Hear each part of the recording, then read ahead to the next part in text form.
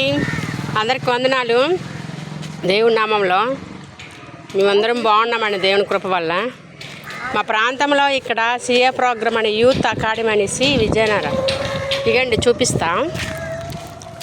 ఇక్కడ ఒక అంటించారు సియా youth academy Vizianagaram.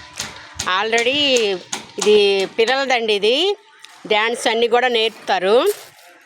ఇగండి Bantupalli కల్లాల దగ్గర మా చర్చి ఉందండి.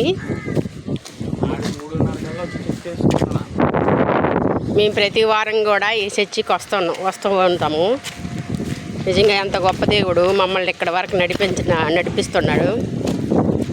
సత్యమైన సువార్త ఎక్కడ ఉందో అక్కడికి వెళ్తారండి ఖచ్చితంగా. నిజంగా సత్యమైన సువార్త మనం వినకపోతే మట్టుగా చనిపోతామండి. ప్రతిరోజు కూడా మనకి వాక్యం వినాలండి. వీటి వల్ల విశ్వాసం కలుగుతుంది. కాబట్టి రోజు వింటూ ఉండాలి. ఏదైతే విన్నామో ఆ వాక్యాన్ని చెప్తూ ఉండాలండి. మా చర్చి మీకు పరిచయం చేస్తాను రండి. లోనకి మీకు ఎప్పుడు చూపించలేదు కదా.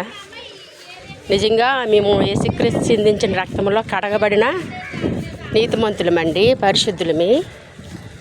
మా దగ్గర ఎలాంటి పాపం లేదు. నిజంగా యేసుక్రీస్తు అందరి కోసం వచ్చారు, అందరి కోసం చనిపోయారు, అందరినీ నీతిమంతులుగా పరిశుద్ధులుగా చేశారు. పాపం ఎవరి దగ్గర కూడా లేదండి.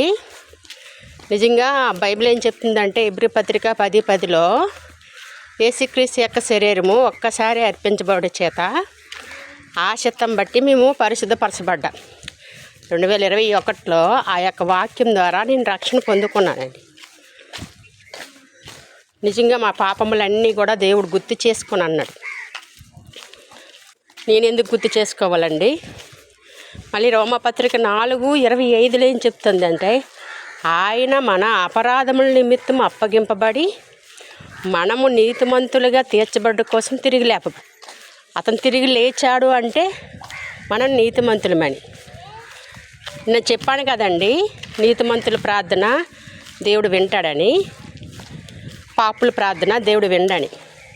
నీతిమంతులు ఎవరండి? ఎబ్రీ పత్రిక 10:10లో చెప్పినట్టుగా మనం పరిశుద్ధపరచబడ్డాం. నీతిమంతులమండి, మనమందరం కూడా పరిశుద్ధులమే. నేను ఆ రకంగా రక్షణ పొందుకున్నానండి. నా దగ్గర పాపం లేదు. దేవుడు మమ్మల్ని నడిపిస్తున్నారు. నిజంగా ఎంతో గొప్ప దేవుడు అండి.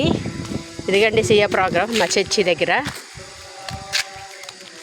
ఈ ప్రోగ్రాం బంటుపల్లి కాలనీ దగ్గర